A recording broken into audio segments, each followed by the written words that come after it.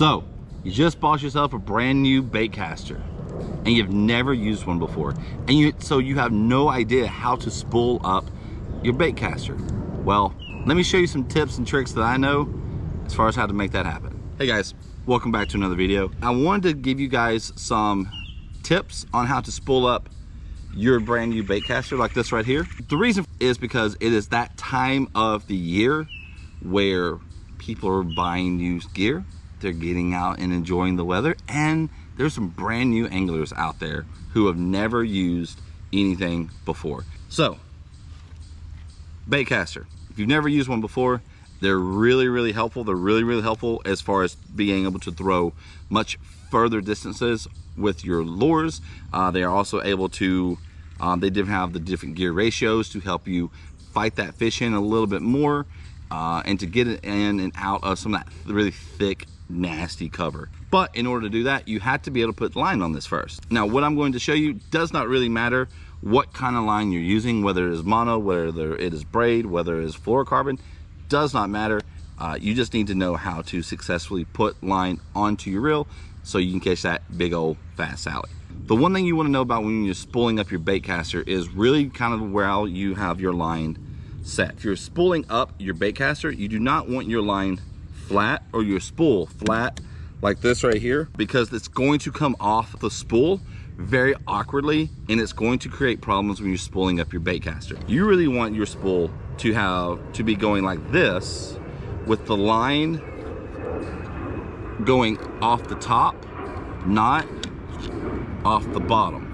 Now, you're probably wondering or asking yourself, Nathan, I don't have a machine that holds it up here for me and so that I can do it. I'd have to lower it down like this or something, otherwise it's just not going to come off right. Well, that is true. However, I want to show you guys a little tip, a little trick to make that just a little bit easier. And all you really need is the box that the Baitcaster came in, or if it didn't come in a box, get a shoe box, okay? Any sort of cardboard box will work for this, and a pin or a screwdriver if the box is too large. All you'll do, take the pin and stab the box. Basically to create a little dial in it like this that you can stick, that you can put the spool on.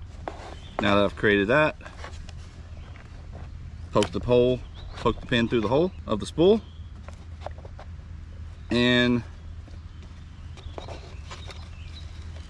then voila. All right, so once you've done that, you have to get the line onto the spool of the Baitcaster. Now, there's two different ways you can do that. One, most of them may have an ability for you to take the side plate off right here to get to the spool. I don't actually like doing it that way for a couple of different reasons. At least on ones like this. There are others like that I will do it. What I like to do is I like to utilize the little holes that are in the spool themselves. And the reason for that is because you need to actually first take your end of your line and go through your line guide right here. And then I will take it, go through the little hole, and in order to create the loop that I need, I'm going to spin there we go, just like that, enough to get the line underneath the spool, and then take the tag line, go back through the line guide, and then I have to create a loop through that. So the knot I use, and I'll actually show you this knot here in just a second, on some retired rope that I have, is like this.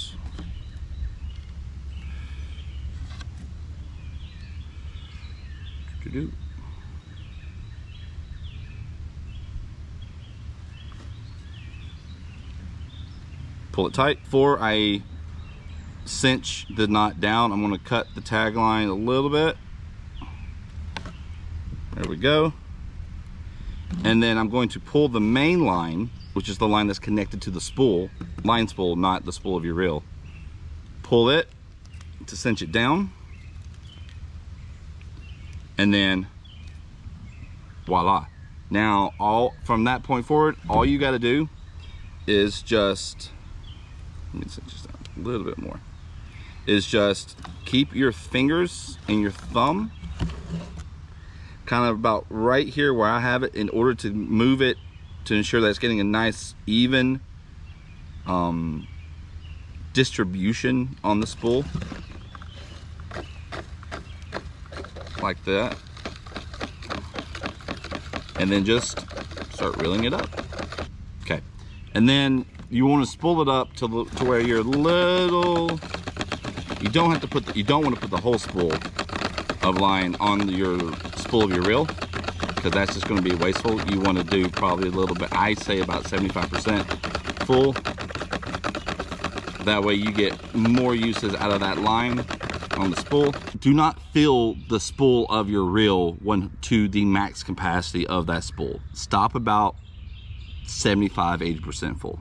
As far as the knot that I use to create that loop, let me show you that real quick.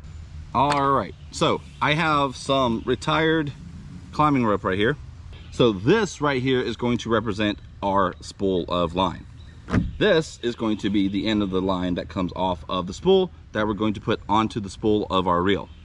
Say that 3 times fast. You need to create that loop. So we've already taken it through the spool, got it back up through the line guide, and now it's looking something like this. All right, now you have to create that knot to cinch the line down. This is the knot that I kind of tie for it. So what I'll do is I'll take the main line into my left hand, because I'm right-handed, holding it kind of flat like this right here with my thumb pointing up towards the spool.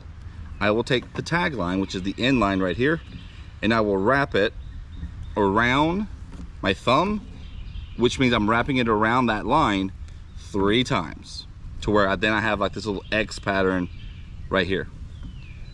Take the end of the line, go back up through that loop that I created, and then I'm going to cinch it down. Now, like I said, this is what it should look like before you cinch it down, because here is the spool, here is the line. Pull the main line to cinch it onto your spool. Simple enough. That's how you spool up your baitcaster. Now, if you enjoyed this video, do me a huge favor, hit the like button, drop a comment down below.